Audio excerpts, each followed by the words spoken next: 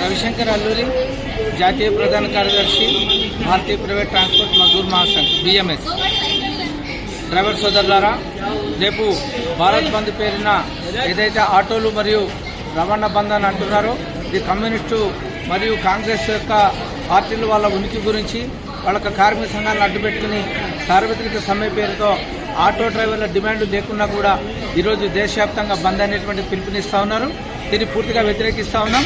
కాబట్టి రేపు ఎటువంటి బంద్ కూడా లేదు.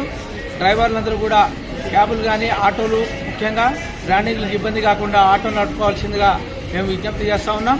ఎక్కడైనా కనుక ఎవరన్నా ఆటోలను ఆపి డ్రైవర్ల మీద దాడి చేస్తే పోలీస్ శాఖ వారు చర్యలు తీసుకోవాల్సిందిగా విజ్ఞప్తి చేస్తూ ఉన్నాం. అదేవిధంగా స్థానికంగా ఉన్నటువంటి పోలీసులు కూడా ఆటో డ్రైవర్ల సమాచారం ఇవ్వాలి. మీరు మీ యొక్క ఆటోలు నడుపుకోండి. ఎక్కాడితే కానీ దొక్కాడినటువంటి ఆటో డ్రైవర్లను ఈ యొక్క దేశంలో బంధు పేరు మీద మనని వాడుకోవడం కరెక్ట్ కాదు. ఏ పార్టీ అయినప్పటికీ కూడా ఈ యొక్క దేశంలోని జాతీయ పార్టీలు కానీ ప్రాంతీయ పార్టీలు కానీ కమ్యూనిస్టు ఉచ్చులో పడి కాంగ్రెస్ ఉచ్చులో పడి అదేవిధంగా రాజకీయ లబ్ధి గురించి చేసేటువంటి సమ్మెలో పాల్గొంటే మనకు కుటుంబాలు ఇబ్బంది పడతాయని చెప్పి తెలియజేస్తా ఉన్నాం. కాబట్టి ఆటో బంద్ లేదు. ఆటోలు, ట్యాక్సీలు, గూడ్స్ వాహనాలు అన్నీ నడుస్తాయని చెప్పేసి రేపు ఆటో బంద్ లేదని చెప్పేసి మరొకసారి డ్రైవర్లకు తెలియజేస్తా ఉన్నాం.